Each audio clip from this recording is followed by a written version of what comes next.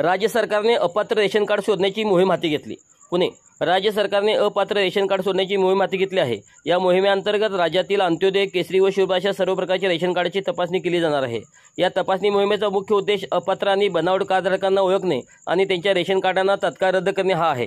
ही मोहीम 1 एप्रिलपासून सुरू करण्यात येत आहे। अन्न व नागरी पुरवठा विभागाची रेशन कार्डबाबत आदेश जारी करत राज्यभरात अपात्र रेशन कार्डधारक शोधण्याची मोहीम हाती घेतली आहे। प्रत्येक रेशन कार्डच्या तपासणी प्रक्रियेमध्ये प्रत्येक रेशन दुकानदाराला त्याच्या दुकानातील कार्डाची माहिती तपासण्यासाठी फॉर्म दिले जाणार आहेत। कार्डधारकाकडून वास्तव्याचा पुरावा मागण्यात येणार आहे। ज्यांची पूर्वी पुरावा सादर केलेला नसेल त्यांना 15 दिवसाची मुदत देण्यात येईल। या कालावधीत पुरावा न सादर केल्यास संबंधिताचे रेशन कार्ड रद्द केले जाणार आहे।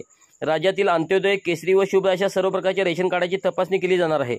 सरकारने या मोहिमेसाठी सर्व संबंधित यंत्रणांना दिशानिर्देश देत कारवाई सुरू केली आहे। नागरिकांनी सहकार्य करून आवश्यक कागदपत्रे वेळेत सादर करावीत असे आवाहनही करण्यात आले आहे। योग्य पात्रतेच्या आधारावरच रेशन सुविधा मिळावी हा मोहिमेचा मुख्य हेतू आहे।